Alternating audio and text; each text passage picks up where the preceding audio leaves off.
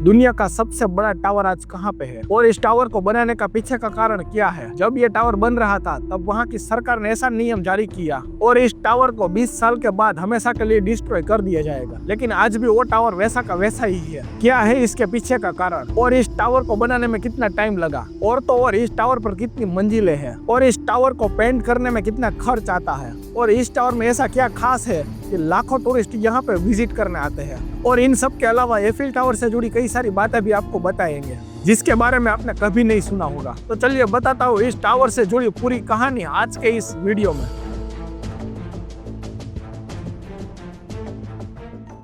जय हिंद दोस्तों, स्वागत है आप सभी का हमारे न्यू वीडियो में। दोस्तों वीडियो शुरू करें उससे पहले हमारे चैनल को सब्सक्राइब जरूर कीजिएगा। दोस्तों हम जब भी मूवीज और न्यूज़पेपर में एफिल टावर को देखते हैं तो सबसे पहले हमारे दिमाग में ये आता है कि इस टावर को क्यों बनाया गया। मैं आपको बता दूं कि हमारे इंडिया में शाहजहां ने ताजमहल को अपनी बेगम की याद में बनाया था, मतलब कि प्रेम की निशानी के लिए इस ताजमहल का निर्माण किया गया था। कुछ ऐसे ही फ्रांस की आजादी के 100 साल पूरे होने वाले थे, तब फ्रांस में वर्ल्ड फेयर का आयोजन करवाया जा रहा था। इसीलिए इस फेयर में मेन अट्रैक्शन के लिए इस टावर का निर्माण किया गया, लेकिन इसके निर्माण के पीछे की कहानी इतनी सरल नहीं है। एफिल टावर की कहानी एक ऐसी कहानी है जो सपने, संघर्ष और सफलता से भरी हुई है और इस कहानी की शुरुआत होती है 19वीं शताब्दी के अंत में, जब पूरी दुनिया इंडस्ट्रियल वॉर में डूबी हुई थी और दुनिया में टेक्नोलॉजी के रिलेटेड कई सारे आविष्कार हो रहे थे और लोग इंडस्ट्रीज को लेकर बहुत ही जोश में थे। जैसा कि वीडियो की शुरुआत में मैंने बताया, साल 1889 में पेरिस में वर्ल्ड फेयर का आयोजन किया जा रहा था और इस फेयर का ये टारगेट था कि दुनिया को फ्रांस की टेक्नोलॉजिकल और कल्चरल पावर के बारे में बताया जाए। अब हम बात करेंगे उस इंसान के बारे में जिसकी वजह से हम इस खूबसूरत स्ट्रक्चर को आज हम देख सकते हैं, जिसके नाम पर से ही इस टावर का नाम एफिल टावर रखा गया। और इस इंसान का नाम है गुस्ताव एफिल और ये एक फेमस फ्रांसिस इंजीनियर है जिसको उस टाइम पे रेलवे स्टेशन और ब्रिज के निर्माण के लिए जाना जाता था और इसने वर्ल्ड फेयर के लिए एक ऐसा स्ट्रक्चर बनाने का सपना देखा जिसने पूरी दुनिया को ही चौंका दिया। गुस्ताव एफिल ने अपने टीम के साथ मिलकर एक ऐसे टावर का डिजाइन तैयार किया जो पूरी तरीके से लोहे से बना होगा और इसकी हाइट 300 मीटर से भी ज्यादा होगी और ये उस टाइम का इंसानों के द्वारा बनाया गया सबसे ऊंचा स्ट्रक्चर होगा। हालांकि ये सपना साकार करना इतना आसान नहीं था। जब इस प्रोजेक्ट का ऐलान किया गया तब पेरिस के कई सारे टैलेंटेड और कई सारे फेमस इंजीनियरों ने इसका विरोध किया। उनको ये लगा कि ये लोहे का ढेर पेरिस की सुंदरता को बर्बाद कर देगा, लेकिन गुस्ताव एफिल और उसकी टीम ने हार नहीं मानी और इस टीम के द्वारा बनाए गए इस ड्राइंग ने जीत हासिल की और जनवरी 1887 में इस टावर का निर्माण शुरू किया गया। और उनके लिए ये टावर बनाना बहुत ही चुनौती भरा था,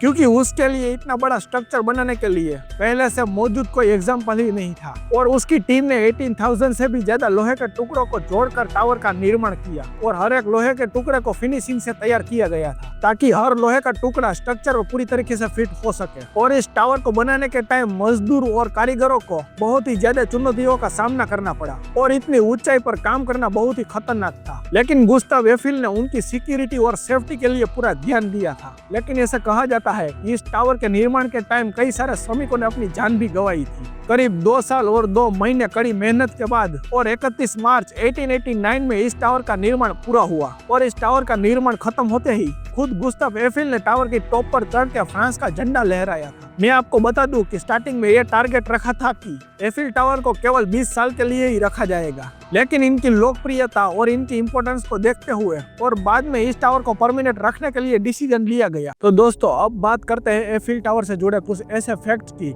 जिसको सुनकर आप दंग रह जाएंगे। देखिए, वैसे तो आप सबको अभी तक तो पता चल ही गया होगा, इस टावर का नाम इसके इंजीनियर गुस्ताव एफिल के ऊपर रखा गया था और शायद बहुत कम लोगों को पता है। इस टावर की डिजाइन बनाने के पीछे इंजीनियर मॉरिस कोचलिन और एमिल नोगुयर का हाथ था, जो गुस्ताव एफिल के टीम के ही एक इंजीनियर थे। और इसके अलावा मैं आपको बता दूं कि एफिल टावर की ऊंचाई 324 मीटर यानी कि 1063 फीट है, जिसमें एफिल टावर की चोटी पर लगाया गया एंटीना भी शामिल है और बिना एंटीना के ये टावर 300 मीटर ऊंचा है। जब इस टावर को बनाया गया था तब उस टाइम में ये टावर दुनिया का सबसे ऊंचा स्ट्रक्चर था, लेकिन बाद में अमेरिका की क्रिसलर बिल्डिंग के निर्माण के बाद ये दूसरे नंबर पे आ गई और इस टावर का वजन 10,000 टन से भी ज्यादा है और ये बिल्डिंग अमेरिका के न्यूयॉर्क शहर में है और इस बिल्डिंग की हाइट 1046 फीट है यानी कि 319 मीटर और इस बिल्डिंग में 77 फ्लोर है। तो चलिए वापस टॉपिक पे आते हैं। इस एफिल टावर का वजन 10,000 टन से भी ज्यादा है और हर 7 साल बाद इस टावर को पेंट किया जाता है। और इस पूरे टावर को पेंट करने के लिए 60 टन पेंट का जरूरत पड़ता है। वैसे तो इस टावर को नॉर्मल तरीकों से पेंट नहीं किया जाता है, बल्कि इसके ऊपर अलग अलग शेड्स में कलर किया जाता है। ऊपर की तरफ हल्का कलर पेंट किया जाता है और नीचे की तरफ गहरा कलर पेंट किया जाता है। इससे एक ऑप्टिकल इल्यूजन पैदा होता है, जिससे यहाँ पर आने वाले टूरिस्ट को ये टावर एक ही कलर का दिखाई देता है। को बनाने के लिए 300 से भी ज्यादा वर्कर्स ने काम किया था और हमने स्टार्टिंग में जाना कि गुस्ताव एफिल ने इसकी सिक्योरिटी और सेफ्टी के लिए पूरा इंतजाम किया था। वैसे आपकी जानकारी के लिए बता दें कि इस टावर का निर्माण लोगों के फ्रांस की